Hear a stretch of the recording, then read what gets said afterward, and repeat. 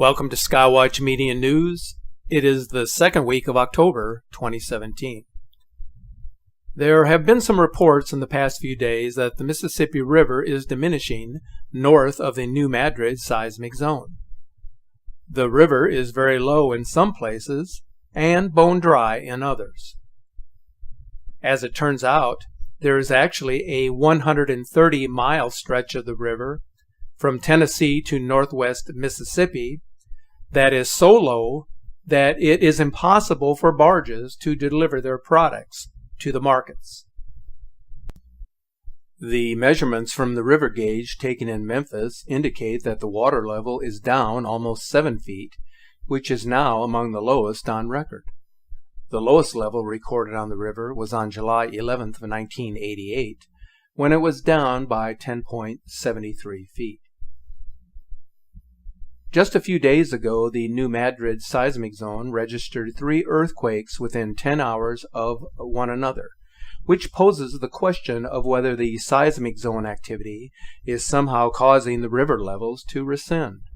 Or could it be some other natural cause, such as a severe drought, that has occurred in the Central Valley region? If the water level is dropping, as river gauges are indicating, then something out of the ordinary has occurred that could possibly explain this strange occurrence. It is very possible that the recent earthquakes near the seismic zone are creating stress on the fault, thus allowing the ground to temporarily move upwards as it attempts to adjust itself to the movements being registered along the zone. The heaving of the land was actually noted between December of 1811 and March of 1812, when the last major adjustment of the New Madrid occurred.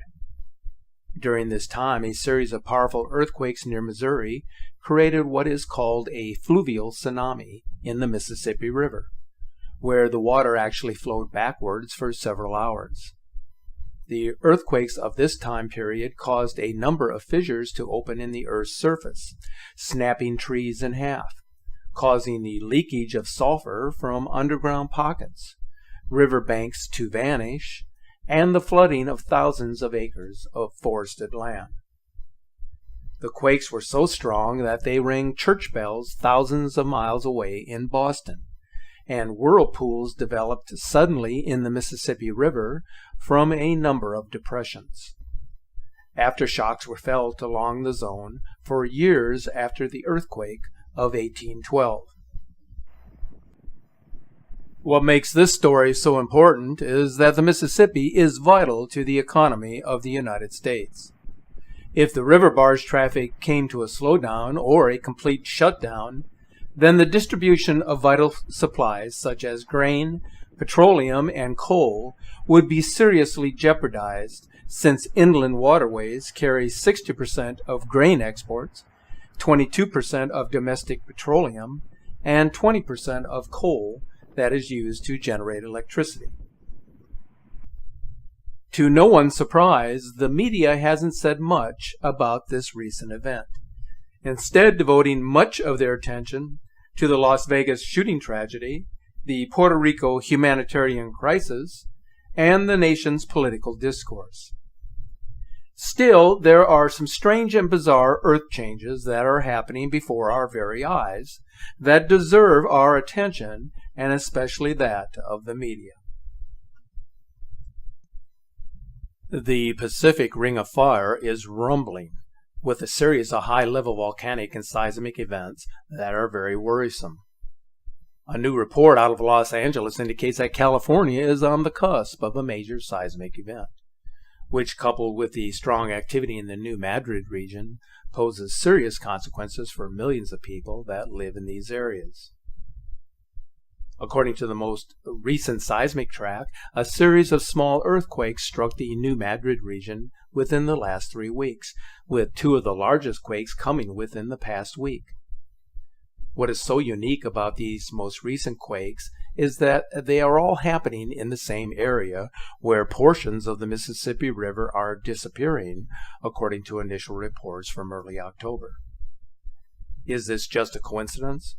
Or just maybe the water is seeping into cracks in the surface of the Earth as a result of the reawakening of the New Madrid Fault, as some are suggesting. Maybe it's not a coincidence that many different Earth changes are happening in such a short time frame. Just a few days ago, a horrific rock slide happened in Yosemite Park where a large portion of El Capitan broke loose. Could this be a precursor to a West Coast quake coming soon?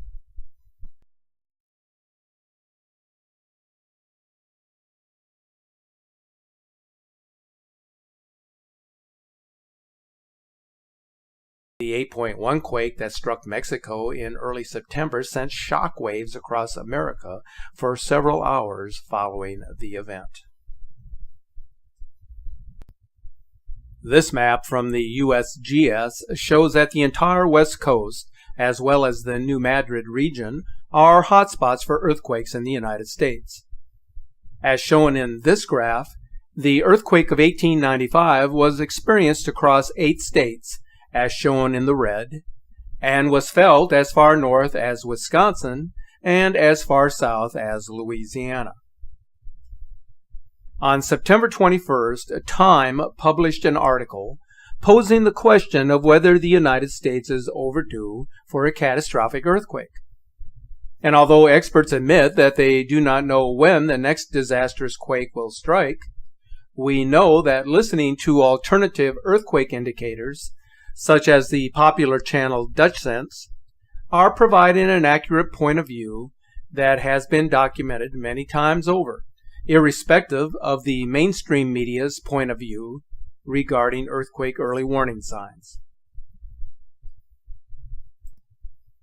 You may remember this event, which the Associated Press called a 1-in-1,000-year event, an event that garnered only limited attention from the cable news media. But in late April and early May of this year, historic floods inundated a number of states along the Mississippi. So we got like major emergency flash flooding in 5 states. I think we got rivers 10 feet past record levels and climbing.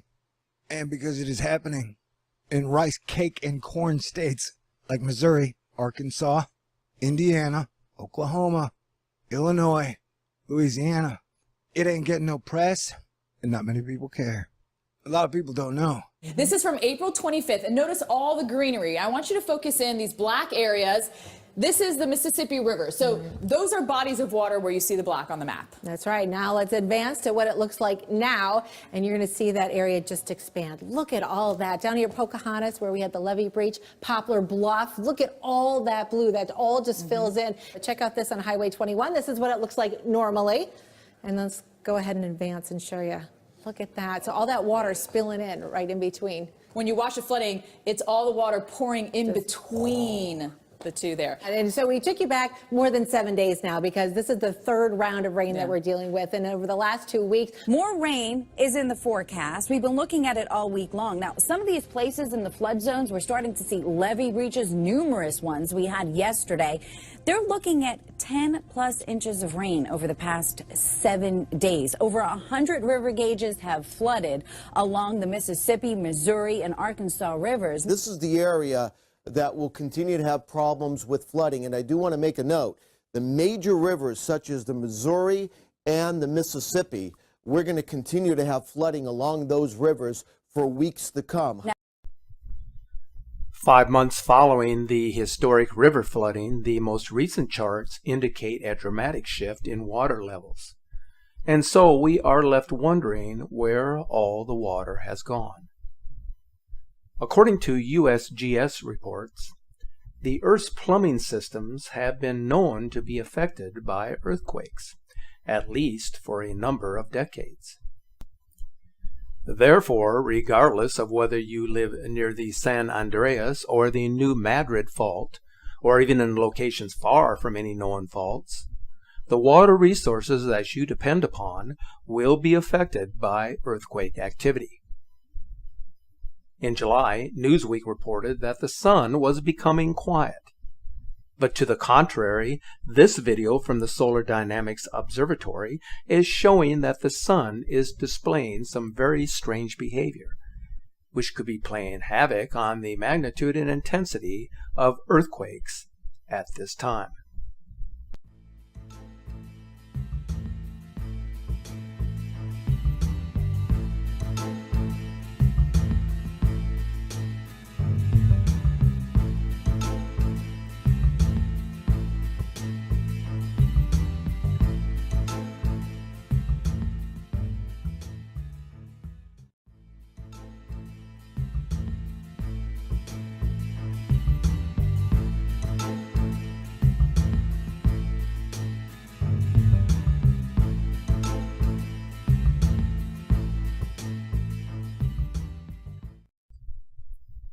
There are powerful changes happening on the Earth at this time. One of the most dramatic changes that is still unexplained has to do with the receding of the sea in South America. This phenomenon has been ongoing in this region of the world since early August. Earlier incidents of the sea retreat were being blamed on huge Atlantic storms sucking the waters from the ocean, as this image from Tampa Bay is suggesting.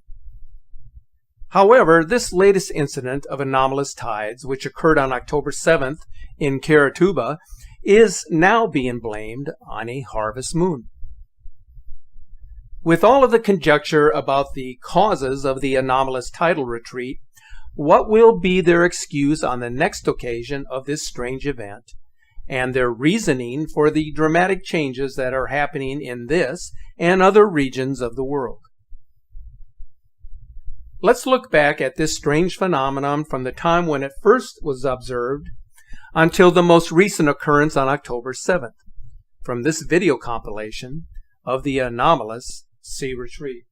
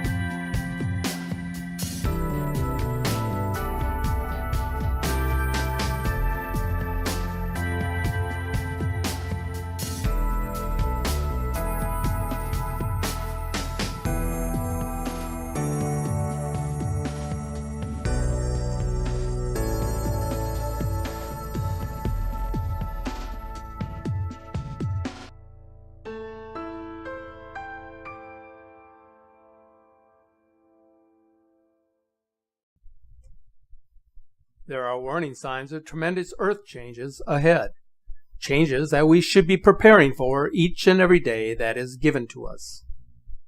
We have long been warned through scriptural text and through scientifically proven studies that our planet will again experience major upheaval as it did in our distant past. So now is the time to get serious and acknowledge that it is no longer a question of if these events will happen, but when they will happen, and what we can do now to assure ourselves that we will not be caught off guard by these events. As we progress through this time of uncertainty, be sure to keep yourself fully informed. Be mindful of your physical surroundings, and above all else, keep looking to the sky.